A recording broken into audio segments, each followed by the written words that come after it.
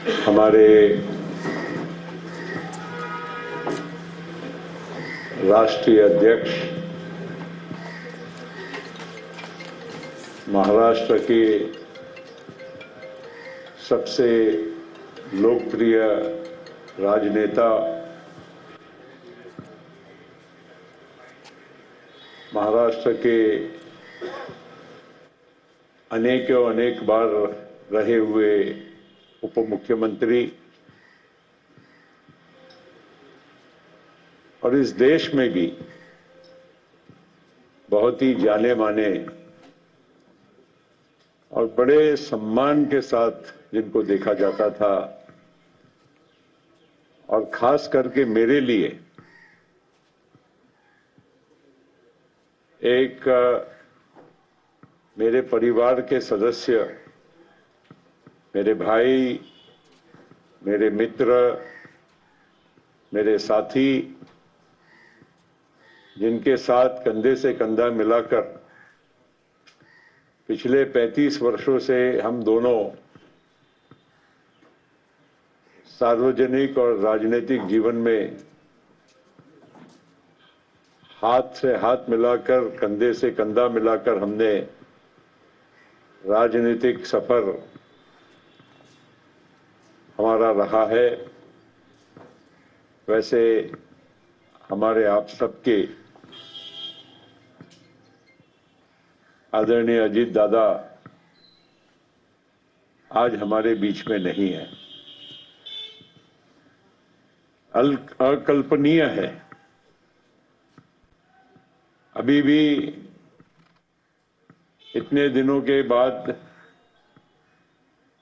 उनका चेहरा, उनकी आवाज, उनकी मौजूदगी ये हमारे सभी के मन में ये गूंजते रहती है। और ऐसा दुखद उनका निधन, आकस्मिक निधन, मैंने उनसे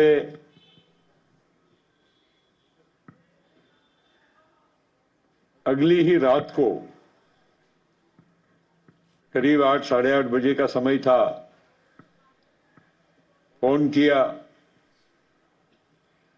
और कहा कि कुछ काम है, वहां के कुछ सार्वजनिक काम थे किसानों के संबंधित, तो बोले कि त्वरित मैं करता हूं।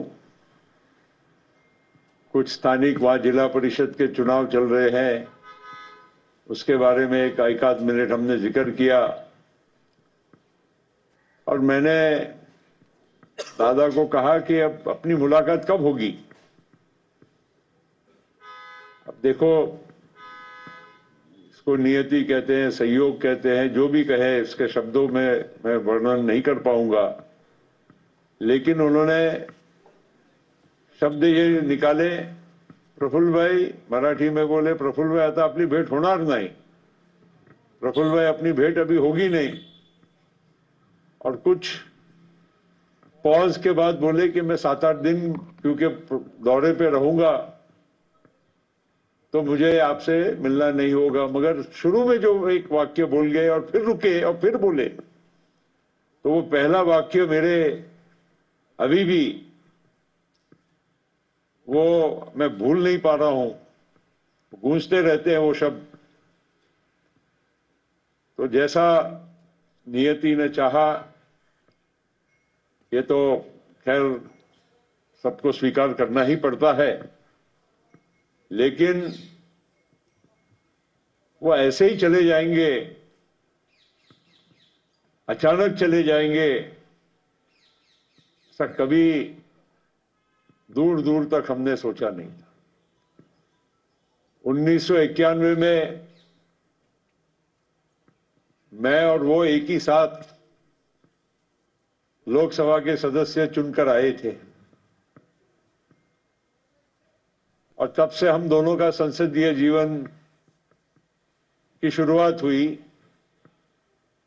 फिर वो कुछ महीनों के बाद महाराष्ट्र चले गए क्योंकि शरद पवार साहब को यहां रक्षा मंत्री बनाया गया था, तो उनकी जगह पर वो चले गए, वो यहाँ पवार साहब आ गए, बड़े पवार साहब।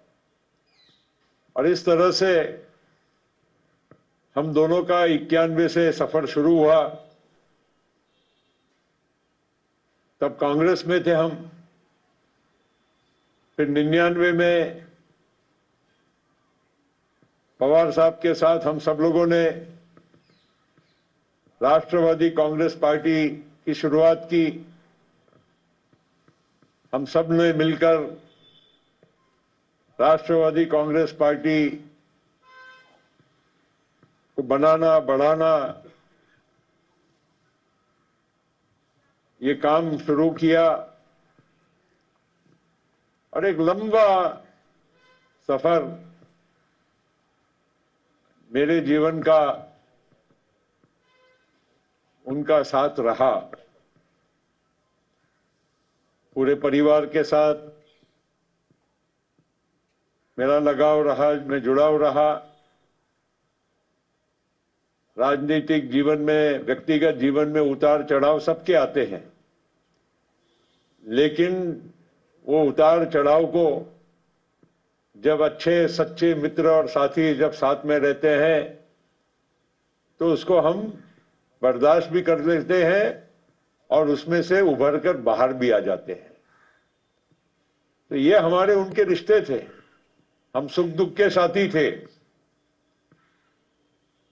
केवल राजनीतिक ही नहीं मगर व्यक्तिगत भी एक दूसरे के प्रति सम्मान था। और इस वजह से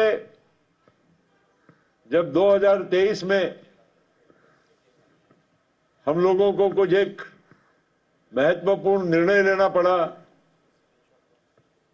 जब हम लोगों ने एनडीए में शामिल होने का निर्णय लिया, तो हमारी पार्टी में मतांतर हुआ, लेकिन हम एक दूसरे के साथ खड़े रहे। तो आह्वान और चैलेंजेस जो भी आए, हम लोगों ने उसको बाखूबी से हमने पार कर लिया। और आज हम एक अच्छे मकाम तक पहुंचे थे। अब इधर से हमको और आगे बढ़ने का जब समय आया,